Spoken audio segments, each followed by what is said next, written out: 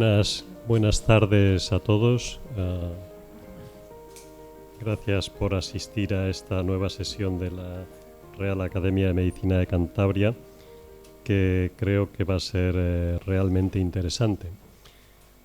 Corre a cargo, como saben, de los doctores José Antonio Otero Hermida y Alberto Otero Fernández, a los que va a presentar la doctora Garijo Ayens. Vamos a dar unas pinceladas de estos ponentes que realmente merece la pena escucharlos.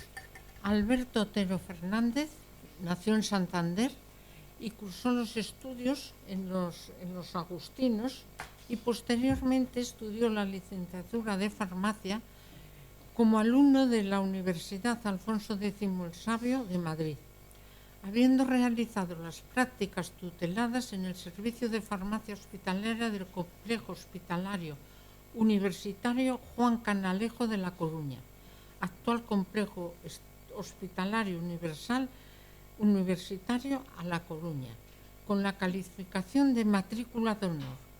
A continuación obtuvo la titulación de graduado en óptica y optometría en la misma universidad. Siguiendo su vocación de formación constante, cursó máster de Dirección Comercial y Marketing de las Industrias Farmacéuticas y Afines en la tabla inglesa Internacional Management en el Centro de Estudios Superiores de la Industria Farmacéutica CSIC, vinculado a la Universidad Francisco de Vitoria de Madrid, la Asociación de Farmacéuticos de la Industria y el Colegio Oficial de Farmacéuticos de Madrid, que le permitió ampliar conocimientos en el sector industrial y farmacéutico. Completando la formación de posgrado, cursó varios máster y cursos de experto, impartidos por varias instituciones académicas: Universidad de Educación a Distancia, Colegio Oficial de Químicos de Sevilla, Agencia Española del Medicamento y Productos Sanitarios, Universidad Francisco de Vitoria, Universidad de Barcelona y así como la Universidad de Cantabria.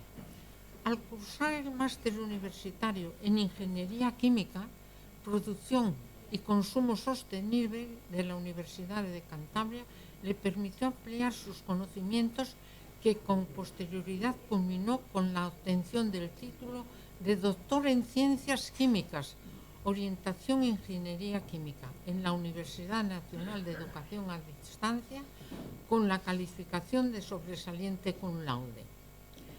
La variada temática cursada, unido a su actividad profesional en el mundo de la empresa del sector farmacéutico químico, le permitió alcanzar una sólida formación, entre otros en los siguientes campos: seguridad alimenticia, sistema de gestión, control y auditorías de sistemas de calidad, calidad farmacéutica, GLP, GMP, ISO y validaciones en la industria farmacéutica, laboratorio de análisis químico, ingeniería química ambiental, toxicología, cosmética, dermofarmacia y marketing farmacéutico, tratamiento de aguas y control de contaminación, procesos de filtración de membranas, ósmosis inversa y nanofiltración, entre otras.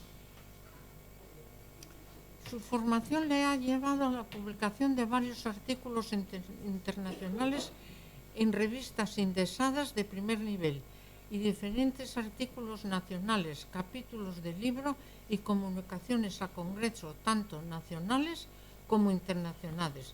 Toda su formación ha sido esencial para el trabajo en el sector farmacéutico químico, al cual lleva dedicados más de 18 años de su vida profesional, habiendo desarrollado su actividad en los laboratorios Cosmoden SL como director técnico de productos cosméticos y director técnico de productos sanitarios hasta el 2018, siendo actualmente el responsable de calidad y laboratorio de Solvay Química SL.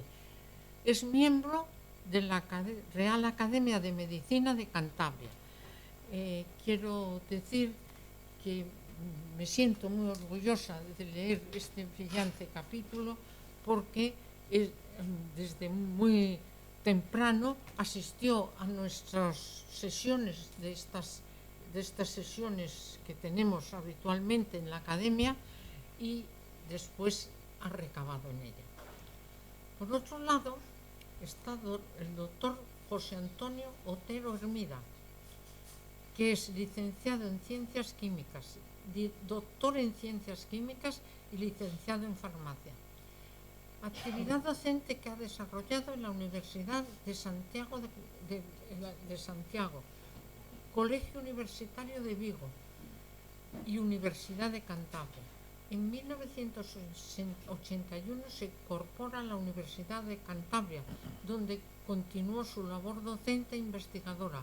Fue profesor de la Escuela Universitaria de Ingeniería Técnica Industrial, conocida como Escuela de Peritos de Santander, de la que fue subdirector. Escuela Técnica Superior de Ingenieros Industriales y de Telecomunicaciones. En este centro, hasta la fecha de su jubilación en el 17, desempeñó su labor docente e investigadora vinculado al Departamento de Ingeniería Química y Biomolecular, impartiendo asignaturas del área de Ingeniería Química y Tecnología de Alimentos, operaciones de separación, control de procesos químicos y tecnología de alimentos. Su actividad investigadora, primero en la Universidad de Santiago, trabajó con el doctor Francisco Bermejo Martínez, uno de los máximos exponentes de la química analítica. Instituto de Investigaciones Pesqueras del Consejo Superior de Investigaciones Científicas. Trabajó con el doctor Fernando Fraga, experto mundial en oceanografía química.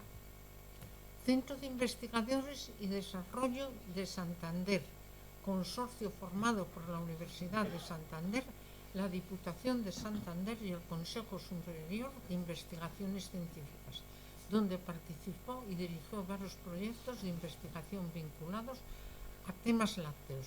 Creador y director del grupo de investigación Ingeniería de los procesos de filtración con membranas, microfiltración, ultrafiltración, nanofiltración y ósmosis inversa. Ha sido uno de los pioneros a nivel nacional en el manejo de la industria del nuevo proceso de nanofiltración. Director de proyectos de investigación, proyectos de fin de carrera y grado. Ha dirigido como investigador principal más de 20 proyectos de investigación vinculados al Plan Nacional, al Gobierno de Cantabria y a empresas privadas. Ha dirigido más de 100 proyectos, fin de carrera y grado. Director de tesis doctorales sobre medio ambiente y procesos de nanofiltración. Publicaciones y patentes. Sus contribuciones científicas en revistas de primer nivel abarcan campos de la ingeniería química, procesos de separación mediante membranas, ingeniería del medio ambiente, tratamiento de aguas, tecnología de alimentos, industria láctea, y autor de 2 patentes. Ha participado en numerosos congresos de su especialidad, tanto internacionales como nacionales, habiendo realizado numerosas publicaciones en revistas nacionales e internacionales de gran impacto. Miembro de academias, es académico de número de la Real Academia de Medicina de Cantabria y miembro correspondiente de la Real Academia Nacional de Medicina, conferenciante habitual en temas relacionados con el medio ambiente, la nutrición, la ciencia y tecnología de los alimentos y la ingeniería química.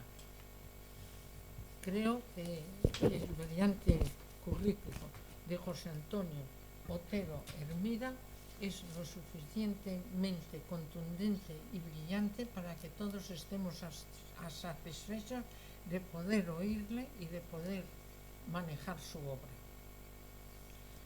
Alberto Otero Fernández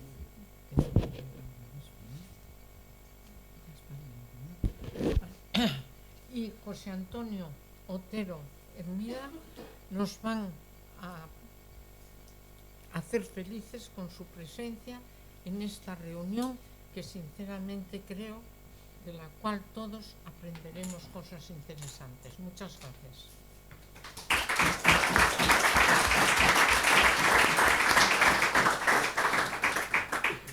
Muchas gracias, doctora Garijo. El doctor Otero Hermida y el doctor Otero Fernández tienen la palabra.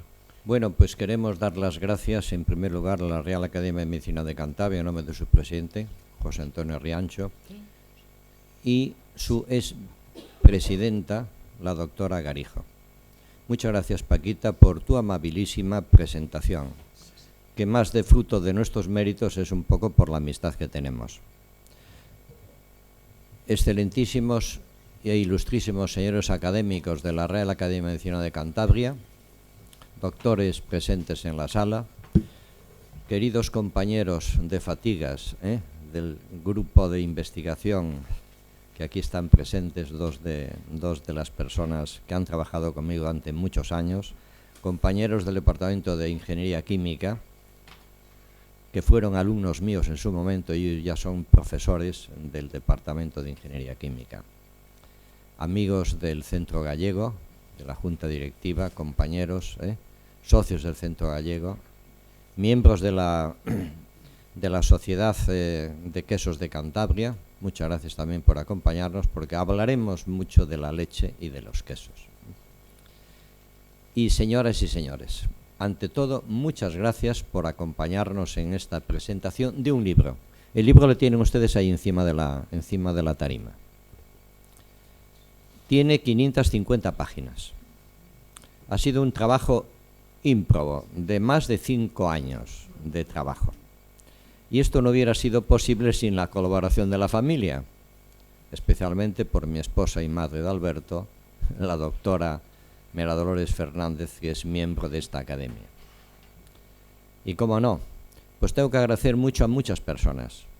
En primer lugar, a la persona que ha maquetado este libro. Aquí tenemos, hola, aquí tenemos a Juan José Abascal. Ha hecho una maquetación muy compleja porque es un libro de difícil composición, porque tiene muchas tablas, muchos gráficos, muchas fotografías, y ha hecho un trabajo excelente. Abascal, muchísimas gracias. Y también tengo que agradecer, aunque aquí no lo voy a comentar por el tiempo que tenemos, porque dense cuenta que presentar un libro de 500 páginas en el escaso tiempo de 1 hora es tarea imposible. El libro tiene 3 prólogos por personalidades de prestigio nacional e internacional, tanto en el campo de membranas como la de ingeniería química. En primer lugar, pues hay un prólogo de Inmaculada Ortiz Uribe, que es la catedrática de Ingeniería Química de la Universidad de Cantabria, gran especialista a nivel internacional en el campo de las membranas. Por supuesto, hay un prólogo del que fue mi maestro en el campo de la ingeniería química, el doctor Alberto Arce, que ahora es catedrático emérito de la Universidad de Santiago de Compostela, una de las personas más sobresalientes en el campo de la ingeniería química en España. Y ya para terminar este trío de prólogos, al final pues va a prologarlo también pues uno de los grandes expertos a nivel nacional e internacional en el campo concreto de las membranas, que es el grupo de investigación de superficies y materiales porosos de la Universidad de Valladolid, que es un grupo con el cual nosotros hemos trabajado durante mucho tiempo, gran parte de la investigación pues con equipamiento que ahora voy a mostrar. Bueno, pues como vemos, obviamente pues la labor de búsqueda bibliográfica tiene más de 1000 referencias bibliográficas, hemos manejado miles de documentos científicos, es un libro científico ante todo, pero es un libro que está escrito, llamémosle, con un carácter científico divulgativo. Es decir, cualquier persona de las que están ustedes aquí ahora escuchándonos, aunque no tenga ninguna idea concreta del tema, se puede entender perfectamente. El libro se puede empezar, de alguna forma, vamos a ver un poco el origen. Pues el origen se fundamenta fundamentalmente en 2 conferencias que impartimos aquí, Alberto y yo, en el año 21 y en el año 23. En el año 21 la conferencia impartida por mí se titulaba La importancia de las membranas, desde el origen de la vida a las aplicaciones tecnológicas. Y la de Alberto, pues también la tenemos ahí, era titulada Importancia del agua potable y el agua de alta pureza para la salud y el avance y desarrollo tecnológico. Precisamente de esta última parte, de la importancia del agua de alta pureza en 3 industrias que son de alguna forma las pioneras del desarrollo tecnológico a nivel mundial, es de lo que va a hablar él. De la industria farmacéutica, de la industria de producción de energía eléctrica, quizás algo muy desconocido, y también, por supuesto, de la industria electrónica, la fabricación de los chips, de los semiconductores, sin los cuales el agua de alta pureza, si no existiese, estas tres industrias no podrían funcionar. Pero, en fin, de eso se va a ocupar Alberto. Esto es un poco el origen de la idea. ¿Y de qué habla este libro? Bueno, pues este libro está dividido en 4 grandes secciones. La sección 1 se ocupa de las membranas biológicas, la sección 2 de las membranas artificiales, una breve reseña de las mismas. La parte fundamental del libro, que ocupa el 57%, como pueden ver en la pantalla, se dedica a las aplicaciones tecnológicas de los procesos de filtración con membranas, y la última parte pues se refiere un poco pues a los autores.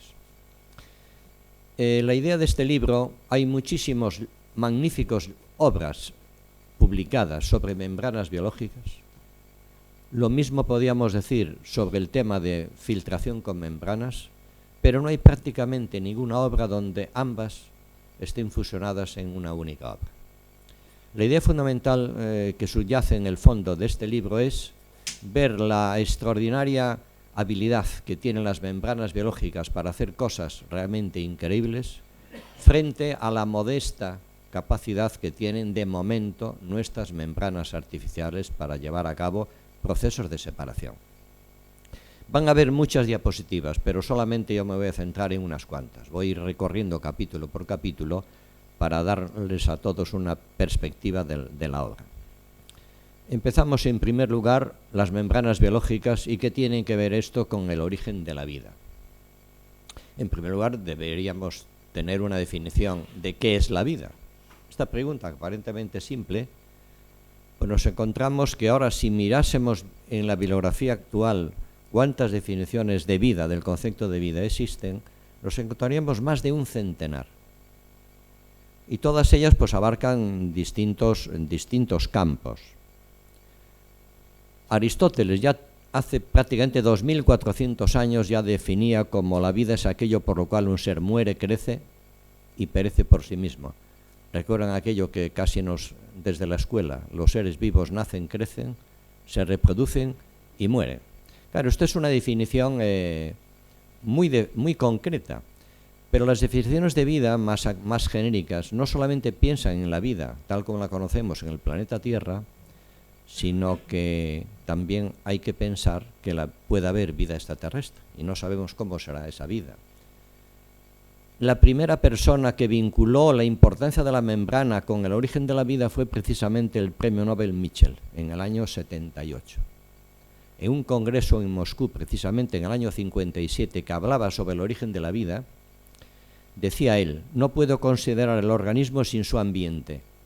Desde un punto de vista formal, ambos pueden considerarse fases equivalentes entre las cuales se mantiene un contacto dinámico por parte de las membranas que lo separan y lo conectan. Esto es la clave.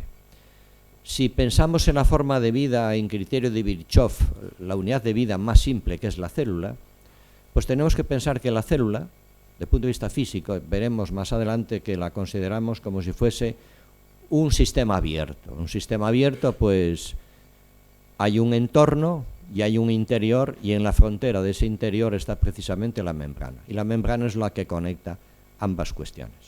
La NASA en el año 94 pues dice que un sistema químico la vida es como un sistema químico autosostenible, capaz de experimentar evolución darwiniana. Y la aportación más reciente al concepto de vida se ha publicado en la revista Occidente. Esta revista Occidente fue fundada por Ortega y Gasset hace un siglo, en el año 1923. Y los científicos Carlos Briones, que es un astrobiólogo, y el filósofo Valerio Rocco, pues establecieron que la vida es como una red de interacciones e interdependencias que se establece entre sistemas químicos complejos, capaces de autorreproducción y evolución. Estos son dos conceptos importantísimos, la autorreproducción y la evolución. Como vemos, esta última definición pues tiene que ver mucho con todas las especies, porque para estos científicos en realidad la vida no podemos considerar la vida como de una especie nada más, sino que todas las especies están interrelacionadas. Ya lo decía Mitchell con el medio ambiente. Las personas interesadas en profundizar en estos aspectos evolutivos de la evolución de la vida, pues traigo aquí a colación este libro, que es un libro muy interesante, de Nicky Lane. Es uno de los bioquímicos, gran experto mundial sobre la cuestión del origen de la vida. No hace mucho, cuestión de un par de meses, ha escrito un artículo muy interesante en Nature, precisamente pues haciendo un poco, viendo cómo evolucionó. ¿Cómo evolucionó la vida? Parece ser que hay un consenso científico en que precisamente la vida ha evolucionado en esta dirección, desde una química prebiótica donde había moléculas, posiblemente en el entorno marino, recuerden la famosa sopa de Oparin, el gran científico ruso. Esa química prebiótica originó pequeñas moléculas, que son las biomoléculas, los aminoácidos y las bases nitrogenadas, que después quedaron encerradas en un entorno que podía ser la membrana y finalmente, a lo largo de una evolución de miles de millones de años, pues llegamos a la primera protocélula y la primera célula. ¿Qué evidencias hay de esto que estamos diciendo? Pues las dos evidencias clásicas son las que las están viendo ustedes ahí. El famoso experimento de Stanley Miller y Urey, en el año 58, simulan como una especie de atmósfera primitiva formada fundamentalmente por agua, metano, amoníaco y CO2. Hizo saltar una chispa en ese recipiente, lo ven ahí, ustedes arriba. Aquí. Y después lo que han recogido en ese matraz, han recogido lo que se ha producido ahí. Y curiosamente, cuando analizaron estas muestras, se encontraron con la gran sorpresa que lo que habían encontrado eran precisamente 4 grandes aminoácidos, es decir, la glicina, la alanina, el ácido glutámico y el ácido aspartico. Las muestras se encerraron en unas ampollas de cristal y casi 60 años más tarde, en el 2008, otro grupo de científicos se les ocurrió la idea, digo, bueno, vamos a analizar a ver qué es lo que había ahí, pero utilizando la tecnología analítica actual, es decir, utilizando el HPLC, utilizando la espectrometría de masas, etcétera, etcétera. Pues no solamente encontraron esos 4, sino que encontraron prácticamente todos los aminoácidos, los 21 aminoácidos esenciales. Y otro gran paso más adelante, pues fue hecho por nuestro gran científico español Juan Oró, que pudo haber sido perfectamente candidato al premio Nobel, igual que otro premio Nobel, igual que Severo Ochoa, no le dieron el premio, porque este hombre, el gran mérito que tuvo es haber sintetizado de forma totalmente abiótica, partiendo del ácido cianhídrico, que es el tóxico mayor que existe, es el tóxico de la cámara de gas. Junto con amoníaco, sintetizó la adenina, otra de las moléculas fundamentales de los ácidos nucleicos. Y esas moléculas pues han originado lo que llamamos las moléculas de la vida, es decir, el RNA, el DNA, el ATP y las proteínas. Bueno, por aquí ya tenemos una visión fundamental, pero se sigue investigando y es un tema candente. La Universidad de California, el científico Dimmer, que es un gran bioquímico especialista mundial en los orígenes de la vida, está tratando de simular en sus laboratorios lo que fue una atmósfera primitiva de la Tierra hace 4.000 millones de años. Y a partir de ahí, bueno, pues están dando pasos importantes. De tal forma, ahí tienen ustedes un esquema de la membrana celular, de acuerdo con la información más reciente. Esta estructura de tipo mosaico, como veremos más adelante, fue expresada ya en el año 72. ¿Veis? Ven la complejidad que tiene esa membrana. Después hablaremos ampliamente de ella. Y hay una rama muy interesante de la biología actual, que es la biología sintética. Y la biología sintética trata de simular, de fabricar sintéticamente aspectos que tienen que ver con los aspectos biológicos actuales. Y uno de los campos más interesantes de trabajo de esta biología sintética es precisamente ser capaces de crear una membrana artificial que se imite, que se parezca a esa membrana que ustedes tienen ahí en la pantalla. Y fíjense lo que han conseguido. Se parecen, ¿verdad? Ahí tenemos una membrana artificial obtenida por biología sintética con una estructura muy similar. Bien, esto es quiero comentar que todos estos capítulos del libro son muy exhaustivos, aunque solamente aquí puedo dar solamente una pincelada. En el capítulo 2 hablamos de la estructura y composición de la membrana. Ahí tenemos una membrana celular, tanto en la célula animal como vegetal. Si se fijan, lo que vemos ahí que son membranas por todos los sitios. Una célula eucariota, no solamente la parte externa, sino los componentes internos, la mitocondria, el retículo endoplasmático, el liso y rugoso, el aparato de Golgi, etcétera, etcétera. Todo está formado por membranas. Porque las membranas tienen la gran virtualidad de aislar y al mismo tiempo permitir el desarrollo de reacciones de tipo metabólico. ¿Esta membrana qué espesor tiene? Pues de acuerdo con ahí tienen a la derecha el primer esquema de la publicación de Sirge y Nicholson, que fueron los que establecieron de alguna forma la estructura primera de la membrana. Es una membrana que tiene entre 6 y 10 nanómetros. Imagínense un cabello. Un nanómetro es 200.000 veces más pequeño, más estrecho que un cabello. Pues casi la membrana tiene ese espesor, 10 nanómetros, como mucho. Y la característica más importante de las membranas es que son dinámicas y asimétricas.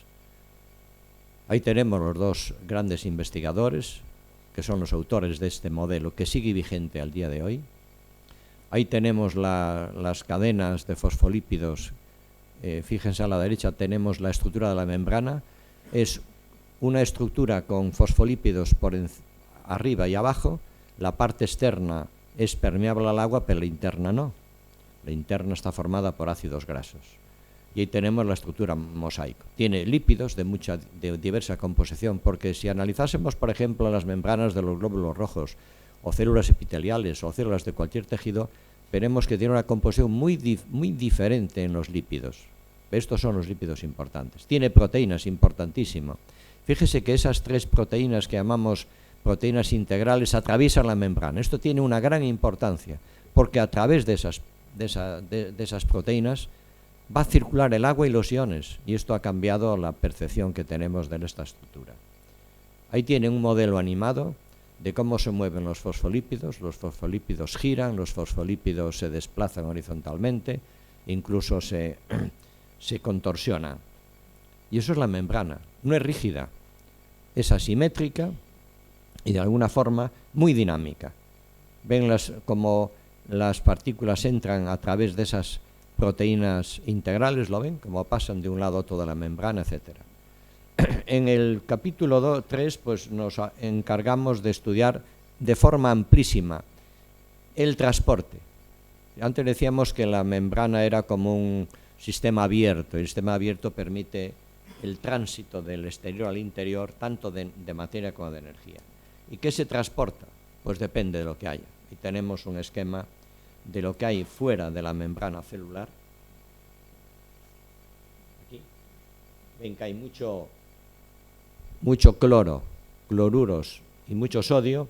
Dentro hay potasio, fosfato, proteínas, y de alguna forma lo que se transporta pues va a depender fundamentalmente de la concentración que haya de ambos lados de la membrana, ¿de acuerdo? Y ahí tenemos dos tipos de transporte fundamentales. El pasivo, que es a favor del gradiente de concentración. Un transporte pasivo es donde hay más hacia donde hay menos, ¿de acuerdo? Arriba que hay mucho sodio y abajo que hay poco sodio. Entonces el sodio puede, por difusión pasiva, pasar. Lo mismo el potasio en sentido contrario. Pero algo extraordinario que hacen las membranas, hacen algo en contra precisamente de esto, lo que se llama el transporte activo, es decir, transportar potasio de fuera a dentro en contra del gradiente de concentración. Y esto de momento solamente lo pueden hacer las membranas biológicas. Tipo de transporte, ya lo he comentado. Estas 3 personas que recibieron el premio en el 2013, Roman, Shellman y Woodward, porque descubrieron los mecanismos por los cuales una membrana transporta las cosas.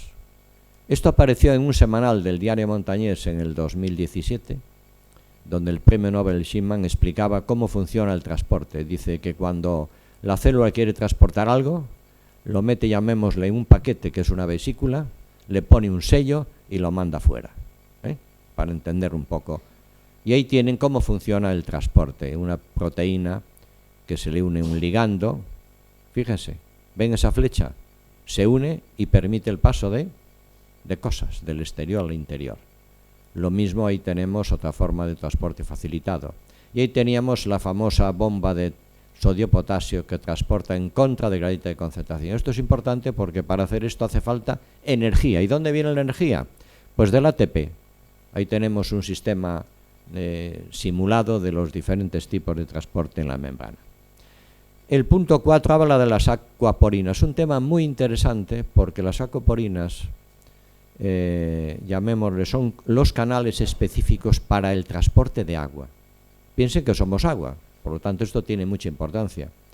Esto también está vinculado a al premio Nobel de 2003, donde Eicke y Mark Kirkman pues descubrieron, uno, los canales iónicos y el otro los canales de agua.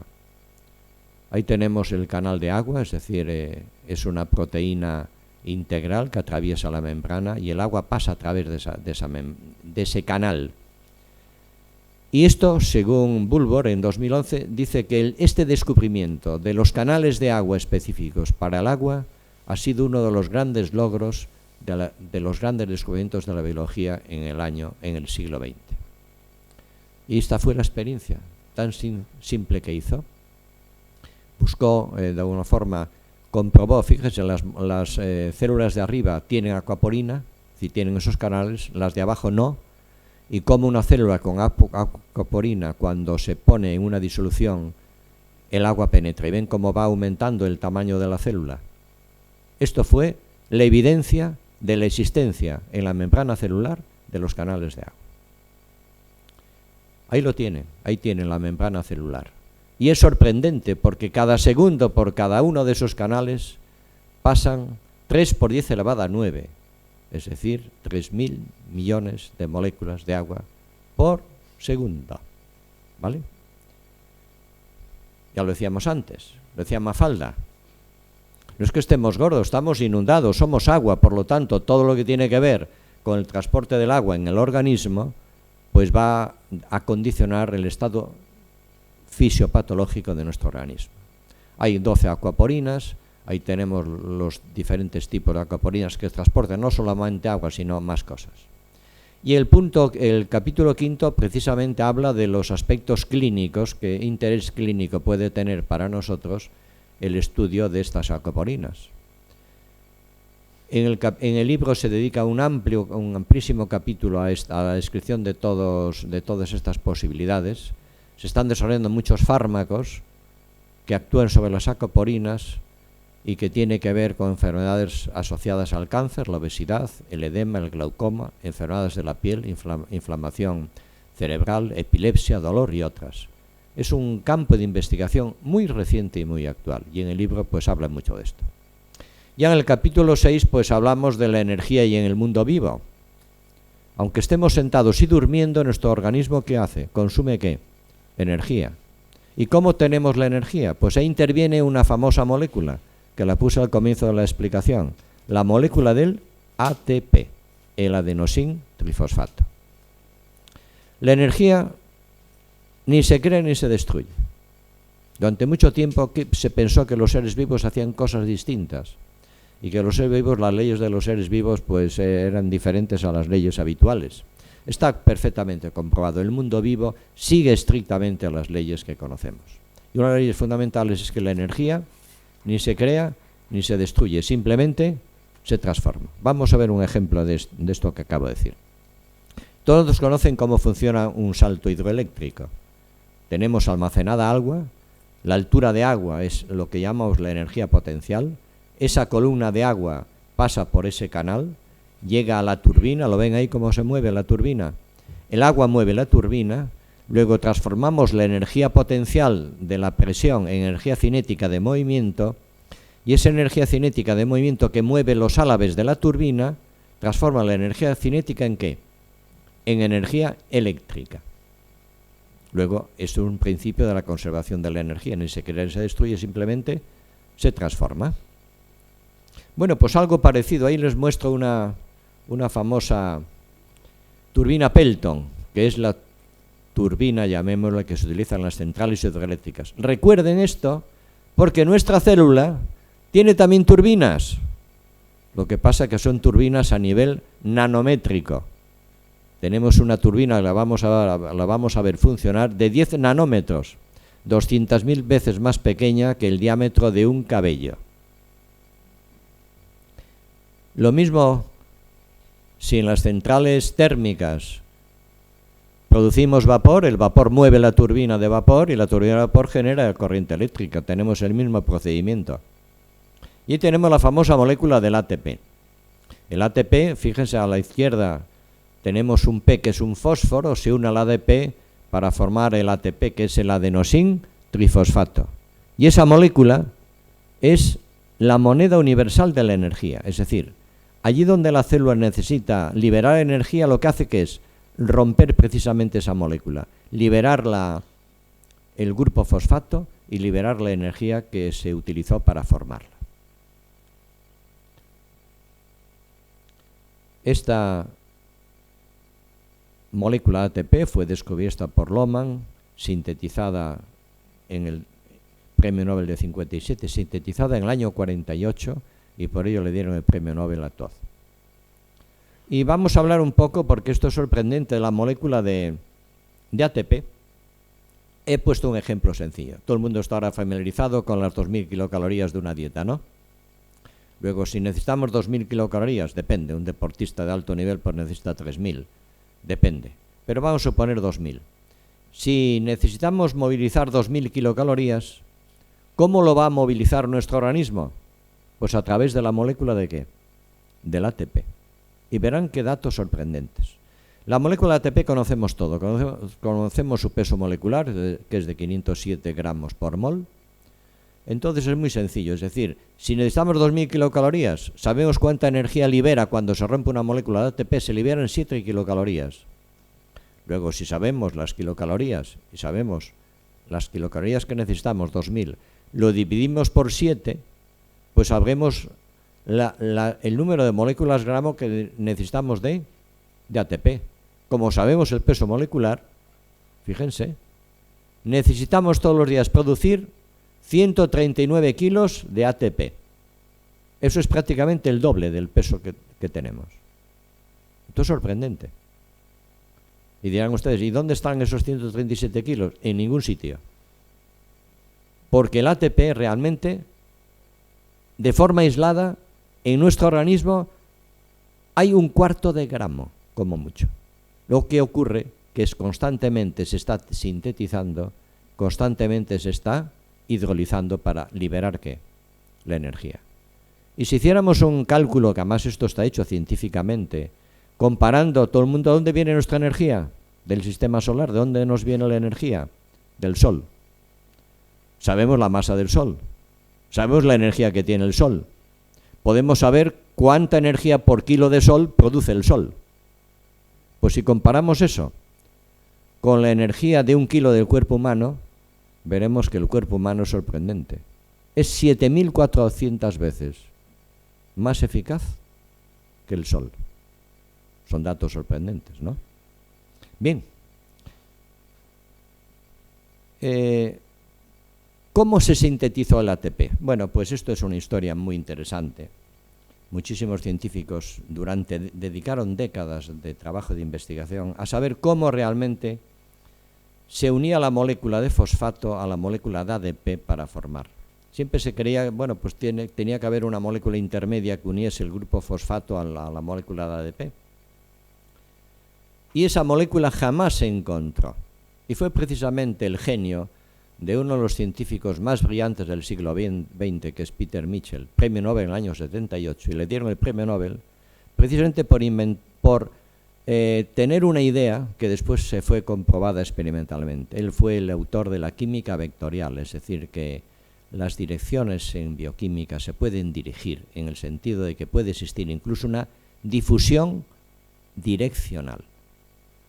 Y él propuso una hipótesis diciendo que el flujo de electrones durante el proceso, imagínense, de la cadena respiratoria, lo que hace es generar un flujo de protones, y ese flujo de protones pasan a través de la membrana semipermeable, e hipotéticamente después se descubrió que son precisamente los protones los que mueven la nanoturbina que aparece en la célula, en la membrana celular. Bueno, ahí tienen los tres científicos que demostraron la existencia de que la hipótesis de Michel pues era correcta. Ahí tienen, fíjense cómo se mueve. ¿Lo ven ustedes cómo se mueve? ¿Cómo se mueve la nanoturbina? Es un motor bidireccional. En un sentido de giro sintetiza el ATP, en sentido de giro contrario hidroliza el ATP. Es decir, esta síntesis y hidrólisis del ATP es permanente. Bueno, todo esto pues aparece tanto en la célula vegetal, ahí tenemos una célula vegetal, ahí se produce la fotofosforilación oxidativa. A la derecha de todo, en ese círculo, ¿lo ven todos? La nanoturbina, ahí se está girando. Y lo mismo ocurre en la mitocondria, que es la central energética de nuestro organismo. Ahí tenemos a la derecha también la nanoturbina. Luego esta nanoturbina es común para todo el mundo vivo. Todo el mundo vivo. Bien, en el capítulo 7 hablamos de termodinámica de los sistemas biológicos. No voy a extenderme en esto porque saldría ya fuera de los límites que tenemos. Para explicar los sistemas vivos hubo que inventarse, entre comillas, una nueva termodinámica. La termodinámica de los sistemas irreversibles. Porque el mundo vivo, lo que se produce en el mundo vivo, fundamentalmente, es irreversible y espontáneo. Y fue precisamente Paganini, el premio Nobel, que estableció precisamente esto, diciendo que los fenómenos irreversibles son el origen de la organización biológica y que ésta está directamente relacionada con el origen de la vida. Voy a traer aquí a colación, vamos a hablar de la entropía. La entropía es una medida del desorden, ahí tenemos a Boltzmann. Y más adelante, en el año 43, este científico que ven ahí ustedes, Erwin Schrödinger, les sonará de algo, porque es el padre de la química cuántica, una de las mentes más privilegiadas del siglo XX. Pues esto me dictó unas conferencias en el College de Dublín, y después estas conferencias fueron recogidas en un librito, muy pequeñito. Ese libro tiene unas 60-70 páginas. Pero que ha sido precisamente este libro en el que han bebido muchísimos científicos, biólogos, etc. En una entrevista que hicieron a Watson y Crick, que recordarán que son los padres de la doble hélice, precisamente ellos reconocen que la idea de la doble hélice les surgió leyendo precisamente este libro de Schrödinger, ¿de acuerdo? Bueno, no vamos a extendernos, siempre hubo el gran problema, ¿la vida cumple o no el segundo principio de la termodinámica? Pues sí lo cumple, no vamos a explicar por qué, pero créanme que lo cumple. Bueno, este es el bloque 1. El bloque 1 termina ya con las membranas biológicas y ahora pasamos a las membranas artificiales de forma muy rápida.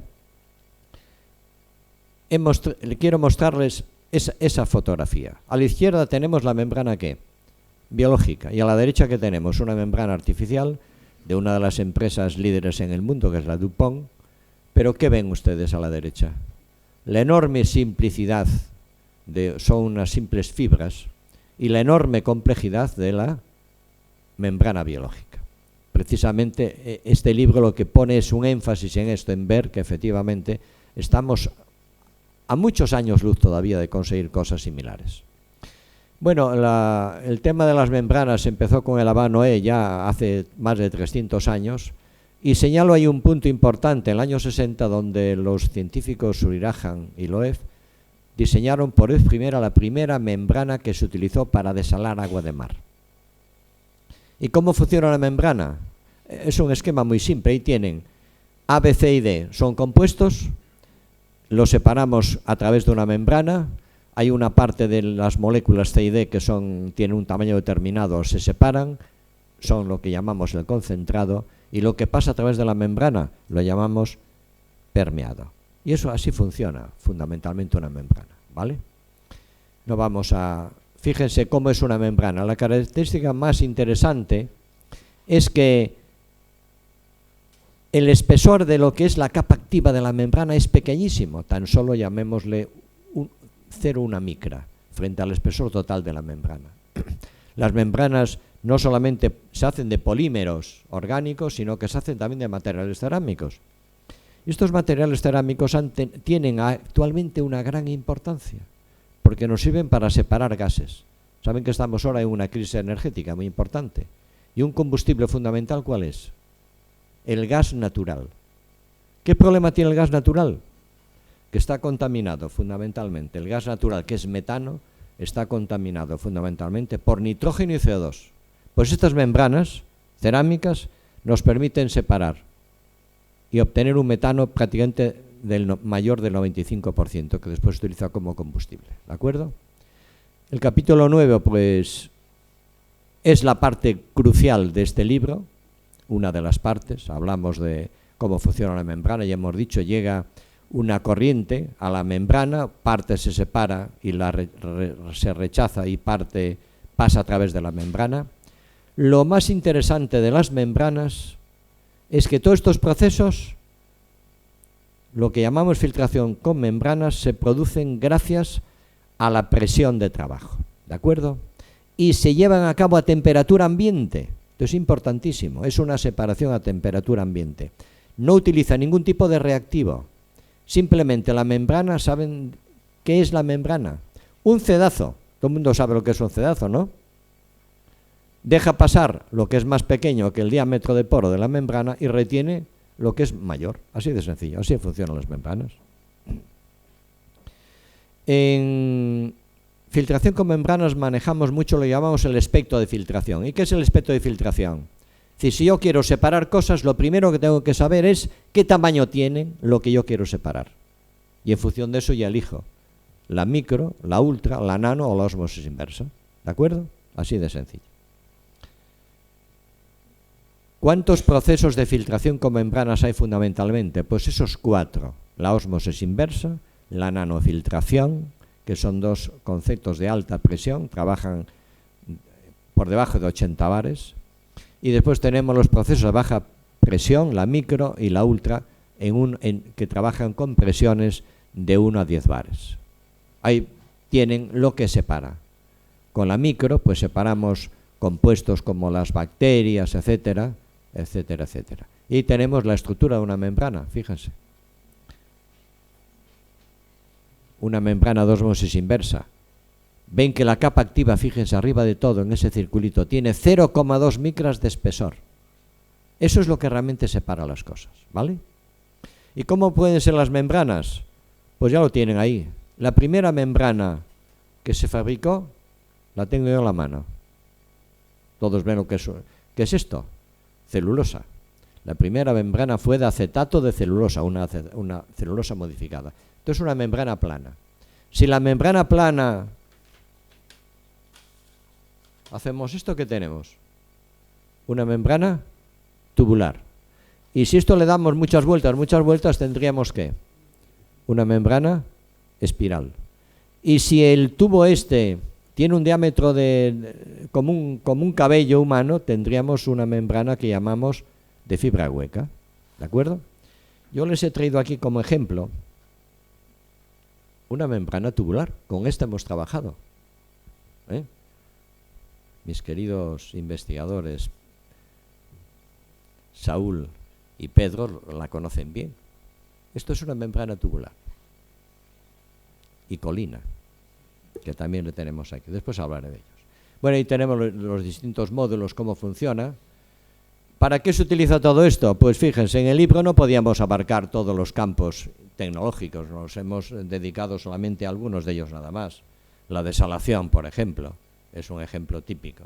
La desalación, la primera desaladora que se llevó a cabo pues a finales del 19 en Chile.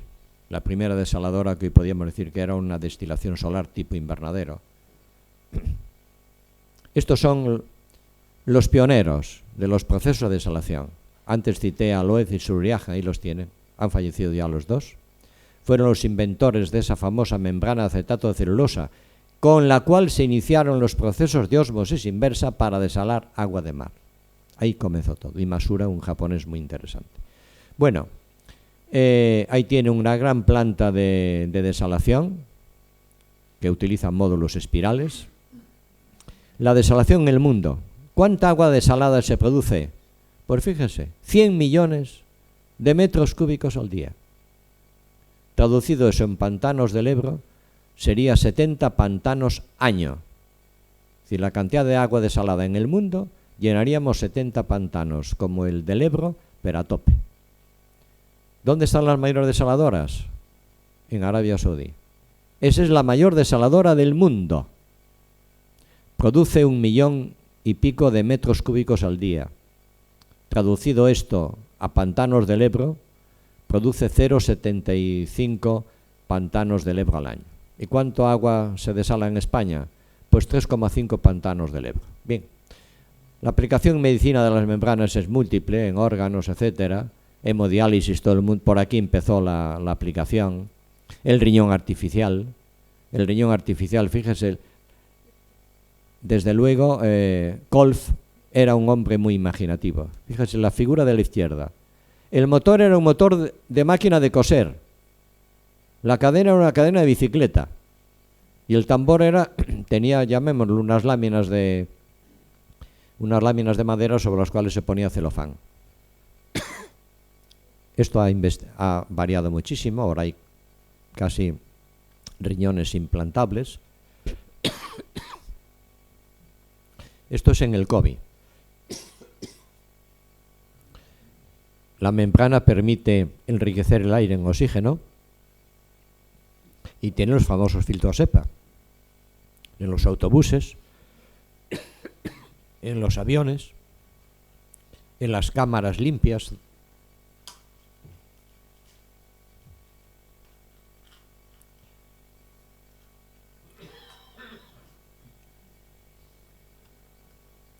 Y ahora ya voy a dar paso a mi compañero de trabajo, que es Alberto, que les hablará de otras cosas. Bueno, pues buenas tardes, excelentísimo señor presidente de la Real Academia de Medicina de Cantabria, José Antonio Riancho, excelentísima expresidenta de la Real Academia de Medicina de Cantabria, doctora Garijo. Muchas gracias por su amable presentación. Y también, ¿se oye? No. Excelentísimos, ilustrísimos académicos, así como doctores presentes en la sala, señoras y señores, muchas gracias por su atención y por venir a esta conferencia por partida doble.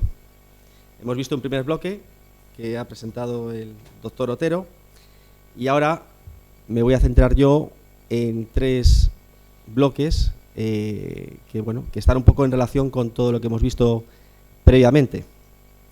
Podemos ver aquí la industria farmacéutica. Este va a ser un primer bloque en el que me voy a centrar.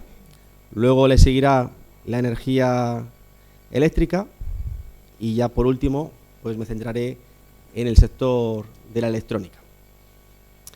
Bien, la industria farmacéutica, como todos ustedes saben, es un player, es un negocio muy grande que ocupa a todo el mundo. Los 2 grandes jugadores, por así decirlo, pues son Estados Unidos y Europa, pero bueno, tampoco hay que menoscabar todos los medicamentos que se producen y se fabrican a nivel mundial desde el punto de vista de Latinoamérica, por ejemplo, que tiene, aunque esté un porcentaje relativamente bajo, está creciendo, sobre todo con productos de valor añadido.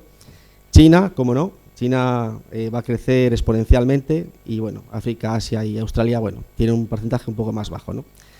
La realidad de fondo es que estamos hablando de un sector que mueve casi el PIB español. Estamos hablando de, estos datos son del 2022 y ahora pues son seguro que van a ser mucho más ascendentes.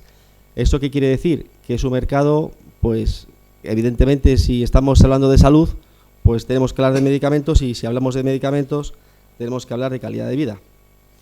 ¿Esto qué quiere decir? Pues que según lo que es la inversión en membranas en el sector farmacéutico, pues ahí lo estamos viendo. En el 2022 se gastaron prácticamente 10 billones de dólares americanos en inversión en membranas, y en el 2027 se prevé que se vaya a aumentar eso, pues se va a duplicar prácticamente. Y todo esto, ¿qué quiere decir? Que el consumo es cada vez más elevado. El comienzo y el proceso por el cual empezó todo el proceso de tecnología de membranas, bueno, pues empezó con el sistema OROS, ahí lo vemos.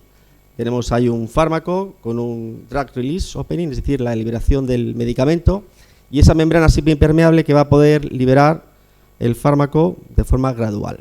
Esto, bueno, esto se desarrolló desde el punto de vista oral, en lo que es una ingesta oral. No tuvo mucho éxito, para nada, pero eso no quiere decir que no tenga menos importancia la realidad de fondo, porque esto, como quien dice, es un discovery, es un inicio. La realidad de fondo de todo esto es los parches, por ejemplo, de morfina, que se utilizan actualmente, tienen esta tecnología y son plenamente útiles.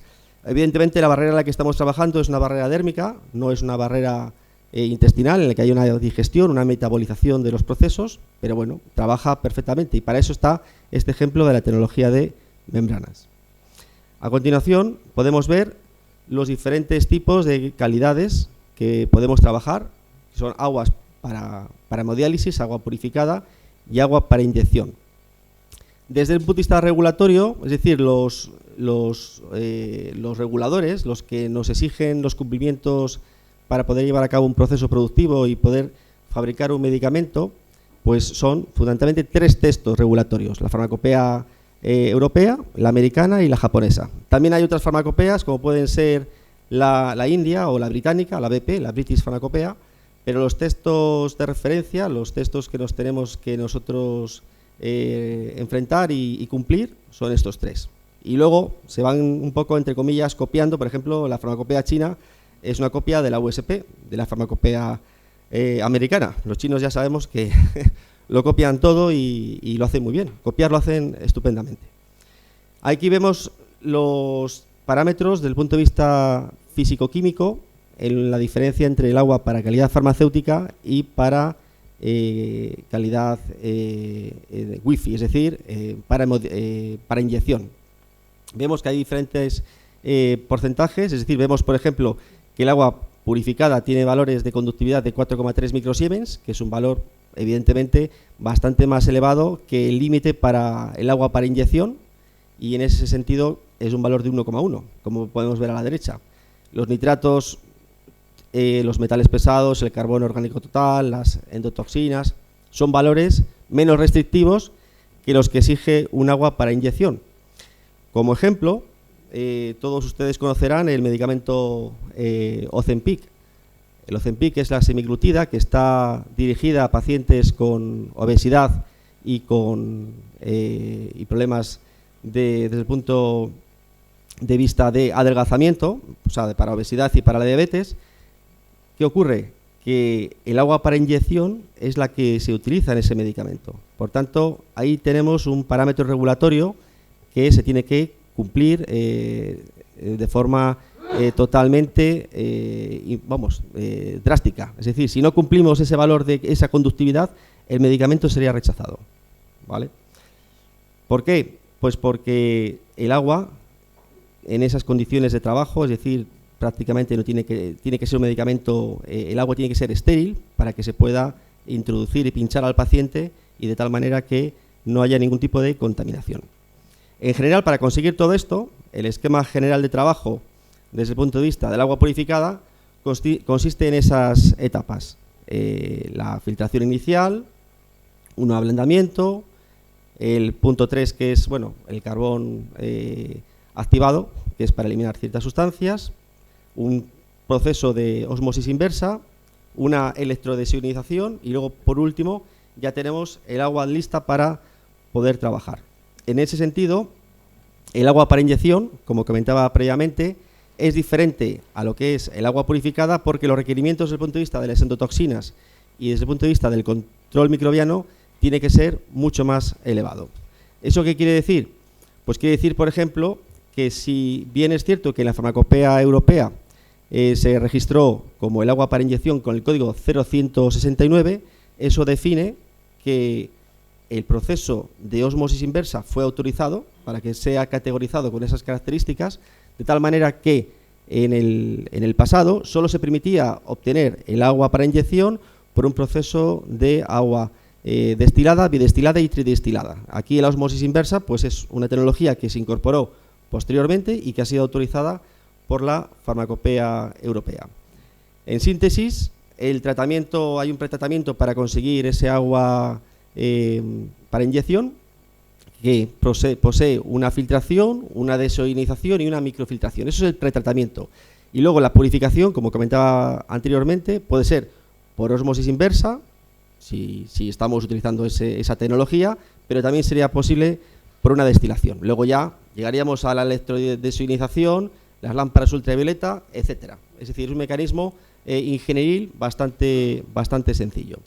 En síntesis, podemos ver como un esquema general de una fábrica, es decir, una fábrica que esté con un determinado medicamento que lance al mercado. Aquí tenemos un Biopur LSX, que es un sistema que cumple con la farmacopea americana, es decir, la United States of Pharmacopoeia, que es la farmacopea americana, de tal manera que ahí podemos ver las diferentes etapas. Siempre se repiten todos los procesos, es decir, hay un pretratamiento, hay una purificación, hay un almacenamiento y una distribución.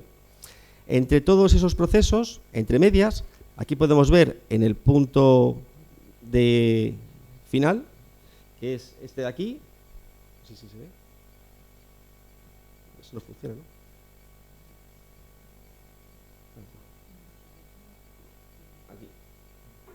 Aquí vemos un proceso de ultravioleta. ¿Eso qué es lo que conseguimos?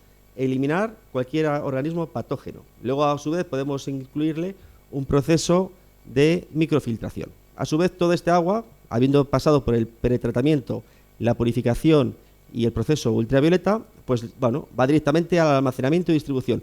Esto así visto, grosso modo, parece muy sencillo, pero en realidad las retiradas de mercado de los medicamentos se producen aquí. ¿Por qué? Porque el agua se contamina. El agua no es H2O a secas. Una fábrica tiene cientos y decenas de, hasta miles de tuberías. Cualquier proceso en el que se produzca un biofilm, es decir, cualquier almacenamiento bacteriano de cualquier etapa en todo este mecanismo, ¿qué es lo que va a provocar? Que podamos contaminar el agua. Si contaminamos el agua, no tenemos medicamento. Y eso no solo va a repercutir en la propia empresa, sino que lo más posible es que tenga repercusiones finales en el paciente. Es decir, hay fallecidos por una mala praxis. Sobre todo, lo vemos en la Agencia Española de Medicamentos, las constantes retiradas de mercado que se producen de fármacos. Y la inmensa mayoría, estudiando el caso en profundidad, viene por el agua. Por el agua es la materia prima que se utiliza en todos los procesos, en toda la fabricación de cualquier sustancia, de lo que queramos fabricar. Entonces tenemos que ser muy cautelosos.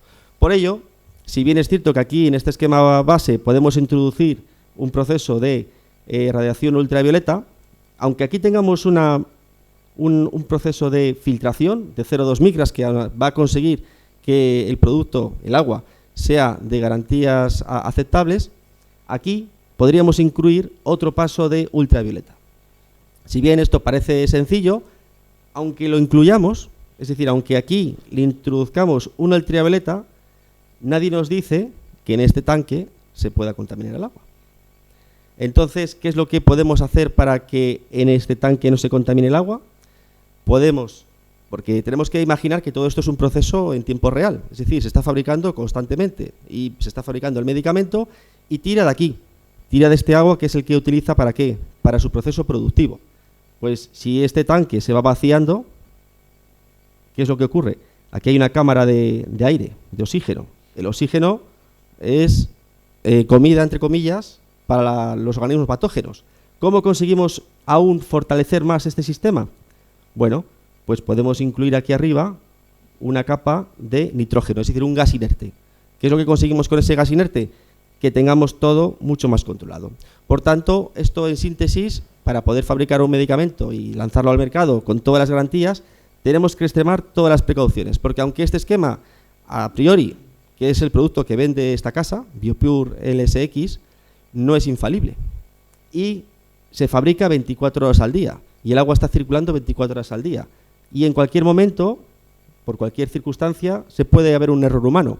Lo que tenemos que garantizar en todos los casos es evitar el error. ¿Y cómo lo evitamos? Añadiendo mecanismos de control. ¿Para qué?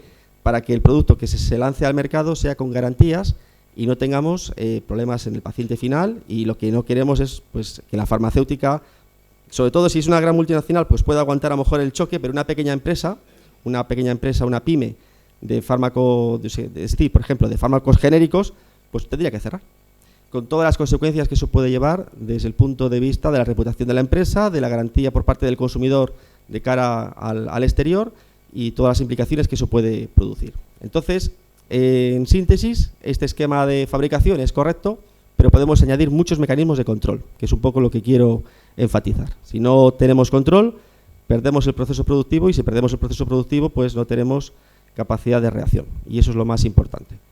Bueno, esto respecto al bloque de la industria farmacéutica. Luego, en este otro siguiente bloque, pues bueno, me voy a centrar un poco en lo que es la energía eléctrica. La energía eléctrica, que a priori es algo pues que lo damos por sentado, que lo conocemos. Detrás de todo ello lo que tenemos es las calderas de vapor, que van a producir esa energía eléctrica. ¿Con qué? Con un vapor de agua a alta presión que va a mover la turbina de la caldera de vapor y que a su vez va a producir una energía eléctrica. Los mecanismos que tenemos que utilizar para poder conseguir ese agua de alta calidad, al igual que he comentado antes, en la industria farmacéutica, son parecidos. Podemos utilizar una osmosis inversa, una nanofiltración, microfiltración o ultrafiltración. Eso no hay ningún problema. ¿Qué es lo que ocurre? Que este agua de alta pureza tiene que tener una calidad muy especial. A su vez, podemos ver cómo, volviendo un poco al esquema global, de que si la demanda de agua desde el punto de vista farmacéutico va increciendo, desde el punto de vista energético no es menos para nada. Es decir, aquí estamos viendo cómo la generación mundial neta de electricidad va a ir aumentando ostensiblemente. Esta es la previsión del 2007 al 2035. Ese aumento de demanda de agua va a precisar de alta calidad. ¿Para qué? Ya sea en el ambiente de la energía nuclear, del gas natural, de las renovables o del carbón. El carbón se mantiene, el petróleo va a descender, pero en cualquier caso este tipo de demandas, según la Agencia Internacional de la Energía, van a producirse de forma totalmente importante. Esto está en relación con que, por ejemplo, el consumo de energía eléctrica en Estados Unidos, ahí lo vemos desde el año 2018 hasta el 2024, bueno, pues vemos en la gráfica de la derecha cómo el gas natural, bueno, pues se mantiene en un valor alcista del 35%, el carbón ya nos movemos en valores más bajos, del 30% hacia abajo, la nuclear está ahí un poco mantenida, y vemos cómo no, porque es hacia donde vamos, las energías renovables tienen que ser alcistas, es decir, la eólica, la solar u otras van a ser todas alcistas, y es la tendencia. Esto es la foto hasta el 24, estamos en el 25, entonces eso es lo que tenemos que tener en cuenta desde el punto de vista energético. Aquí podemos ver cómo el agua de alta pureza, en síntesis, por el informe de Global Water Intelligence, que es aquí lo más importante de esta slide, pues va a haber una inversión de más de 4.000 millones de euros en este año 2025.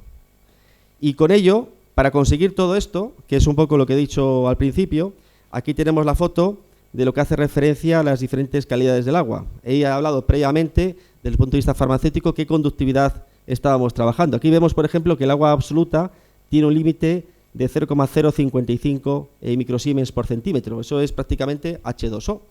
En el caso que nos ocupa, las calderas de vapor, nos movemos en la horquilla de ¿qué? De 5 microsiemens por centímetro. Eso, en síntesis, se puede decir que está correlativo ¿a qué?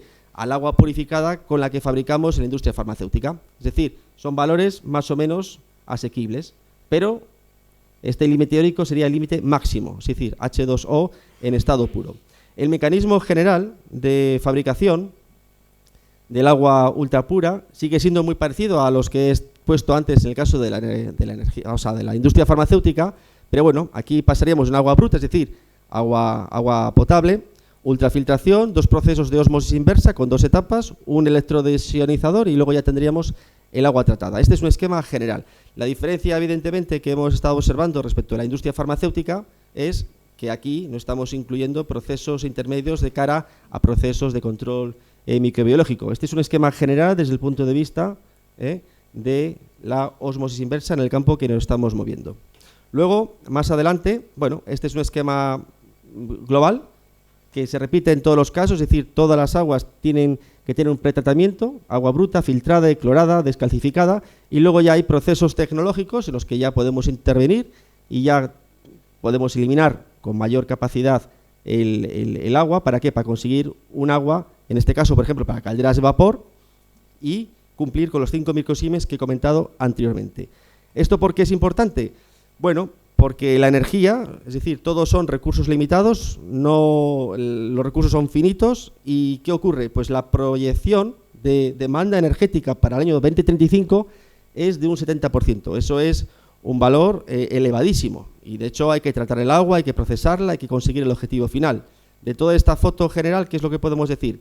Pues podemos decir que más del 70% de la energía eléctrica generada en el mundo se produce ¿dónde? En turbinas de vapor. Es decir, la energía eléctrica, la turbina de vapor, algo que todos conocemos, que hemos escuchado y que desde el punto de vista común o más trivial es algo sencillo, estamos viendo que representa el 70% de la energía eléctrica. Es decir, que sin la turbina de vapor no seríamos capaces de producir la energía que necesitamos.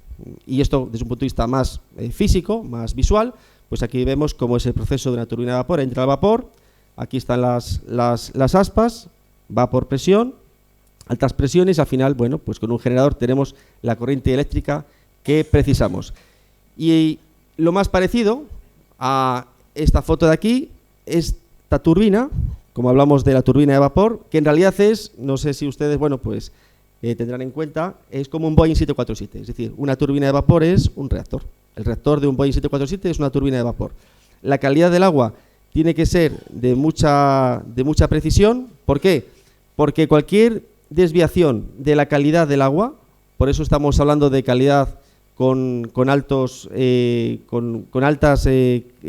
parámetros físico-químicos de pureza respecto a la caldera de vapor, pueden producir cualquier daño en la estructura, el más nimio. Por tanto, tiene que ser un agua de mucha calidad para que esto pueda funcionar correctamente y podamos trabajar en armonía. Aquí no sé si sería posible acortar un poquito, porque estoy seguro de que hay muchas preguntas en la sala que serán importantes. Pues si podéis acortar para que nos dé tiempo a hacer esas preguntas que... Sí, porque ya vamos tarde, ¿no? Vale. Bueno, esto es la central de Garoña. Bueno, es un ejemplo visual que todos ustedes habrán visto en alguna ocasión. De cara a la industria electrónica, simplemente comentar, bueno, como todos ustedes saben, en el año del COVID-19 se produjo una crisis global y la industria electrónica requiere una calidad del agua elevadísima. Se produjo esa crisis, bueno, pues porque se paró la producción, no se fabricaban los chips, y no se fabrican los chips, pues se para todo. Esto al final, ¿en qué ha quedado?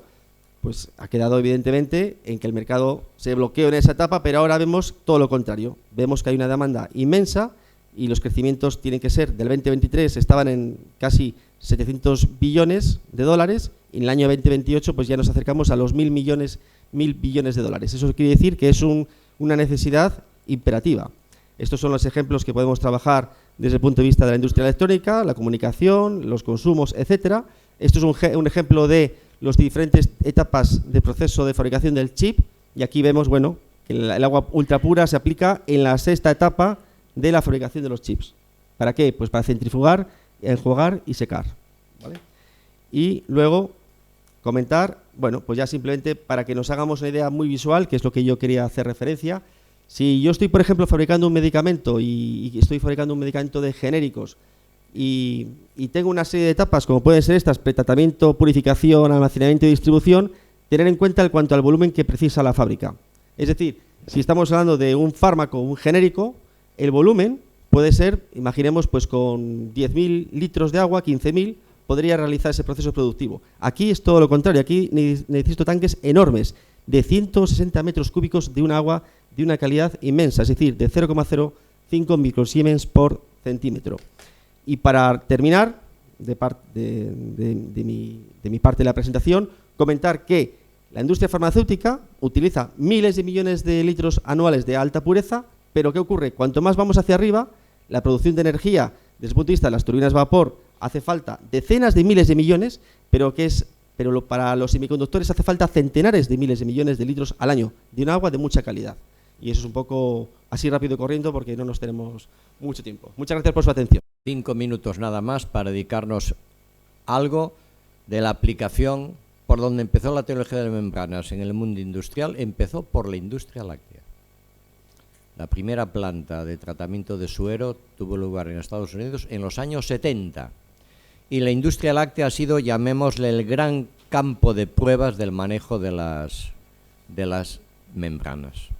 Como aquí están los queseros, pues vamos en honor de los dos, digo simplemente, los dos capítulos más amplios de este libro se refieren precisamente a la aplicación de las membranas en la leche y en el tratamiento de los sueros. Y solamente vamos a hacer, como decía el presidente, y tiene toda la razón, pues a cortar telegráficamente. La industria láctea es muy importante. A nivel mundial se producen 930 millones de toneladas. El volumen de negocio es casi 1 billón. Piensen que el PIB español es de 1,6 billones. La industria láctea, el negocio es cerca de 1 billón. Casi vamos a $1.000 la tonelada de producto. ¿Qué tecnología de membranas se han utilizado? Bueno, pues he hecho un estudio exhaustivo en la base de datos de Scopus para ver qué tecnologías se han utilizado. Fundamentalmente, ¿quién es el gran motor de la investigación en Estados Unidos? ¿Qué tecnología se utiliza fundamentalmente? Ahí lo tienen ustedes, la ultrafiltración y la microfiltración, fundamentales. ¿Cómo funciona esto? Pues llega la alimentación, aquí con una bomba de alta presión impulsamos, la membrana separa un concentrado, lo que rechaza la membrana, y lo que pasa a través de la membrana es el permeado. Y voy a poner solamente 2 diapositivas. Una se refiere a la leche. Ahí tienen algo interesantísimo. La ingeniería química en las primeras décadas del pasado siglo tuvo, llamémoslo, una grandísima importancia porque hizo algo fundamental, el cracking del petróleo. A todos les suena a ustedes el craqueo catalítico. ¿Y qué es el craqueo?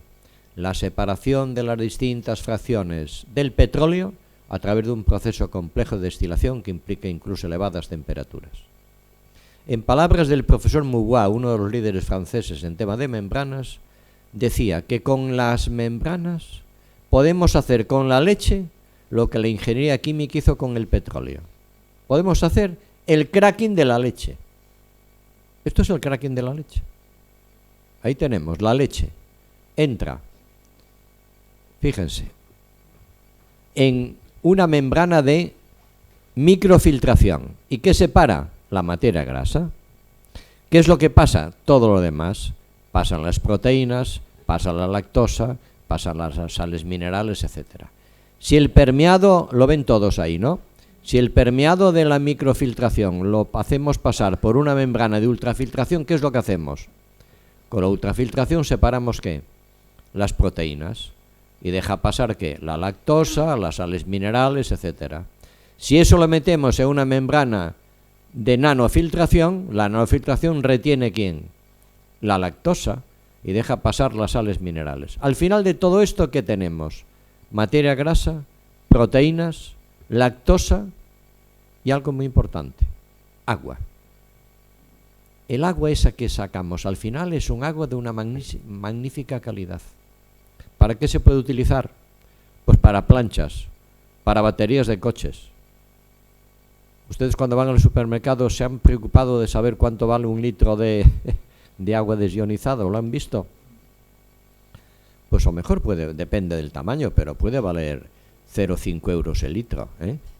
Pues a veces el gran negocio de la industria, aparte de producir, sería ¿qué? Recuperar el agua, ¿eh? Porque no olvidemos que el agua en la leche, ¿qué es? Pues prácticamente un 80 y tantos % de leche es agua. Bueno, ya para no entretenerles, esto es en cuanto a la leche. Vamos a ver, esto es un tema interesantísimo. Esto fue una patente francesa, el proceso Back-to-Cash, que se utilizó para producir una leche pasteurizada de larga vida. ¿Qué fue la innovación tecnológica? Que antes de llegar la leche al pasteurizador se microfiltraba, con lo cual ya llegaba prácticamente ¿qué? Estéril al pasteurizador. Y se obtenía una leche de una calidad similar a la leche estéril habitual. Bueno, en cuanto a los sueros, bueno, aquí están los queseros, cómo se produce el queso. Bueno, pues ya ven, se cuaja la leche, se corta la cuajada, se envasa, etcétera, etcétera. El problema de la fabricación quesera no es fabricar queso, es qué hacemos con el suero que se produce. Ese es el gran cuello de botella. El suero es un producto altamente contaminante, que no se puede tratar esto lo saben bien los queseros, no se puede tratar directamente en la depuradora de las aguas residuales, porque tiene una DQO que paralizaría precisamente. Entonces, lo importante del suero es que más que utilizarlo o pensar que es un contaminante, es una fuente de materias primas extraordinaria para recuperar productos. ¿Qué podemos recuperar del suero? Todo, las proteínas, la lactosa y, cómo no, el agua. Este fue un método francés, el método Moubois, que introduciendo antes de la coagulación, la separación, llamémosle, de las proteínas de la leche, aumenta el rendimiento quesero en 4 o un 5%. Y esto para los queseros es muy importante. Este método es un método ya, tiene más de 40 años de vigencia en Francia. Y simplemente ahora, esto lo hicimos nuestro grupo de investigación, cuyos representantes los tenemos aquí, a José María Colina y a los investigadores Pedro y Pablo. Manejamos equipos de alta tecnología para determinar el punto isoeléctrico, para determinar, llamémosle, cómo es la membrana superficialmente, el tamaño de poro. Ahí tienen. Esa es una de estas membranas que tengo. ¿Ven cómo es la superficie de una membrana? ¿A qué se les parece eso? Casi a cráteres, a una figura lunar, ¿verdad? Ahí tienen las membranas. Con esos aparatajes conseguimos saber cuál es el diámetro de poro fundamental.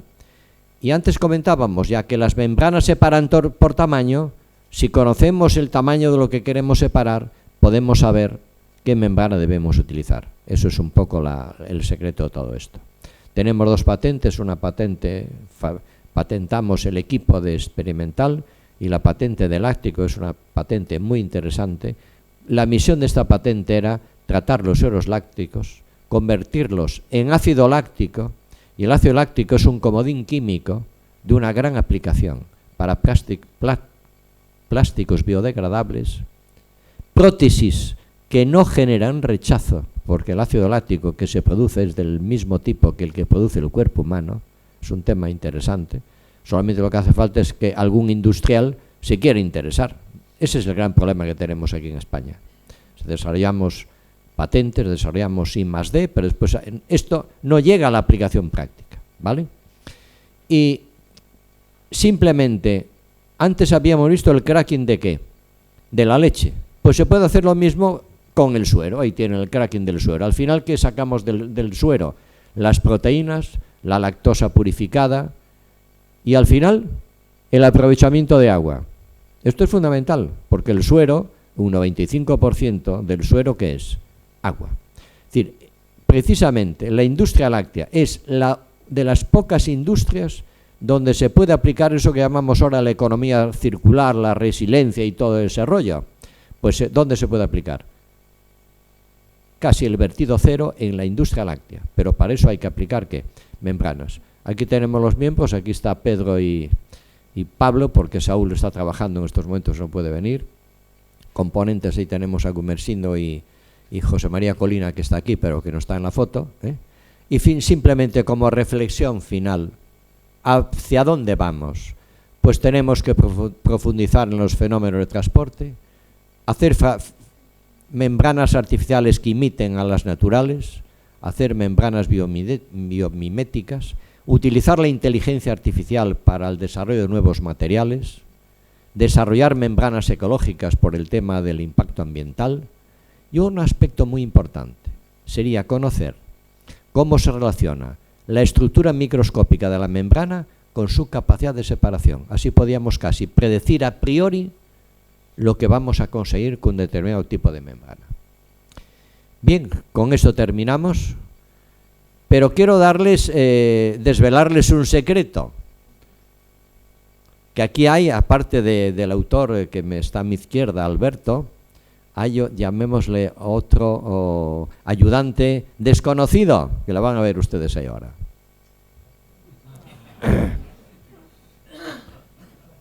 Porque este es el que nos acompañaba desde horas muy tempranas de la madrugada y estaba permanentemente atento a ver lo que se hacía, se sentaba al lado del ordenador, vigilaba, etcétera, etcétera.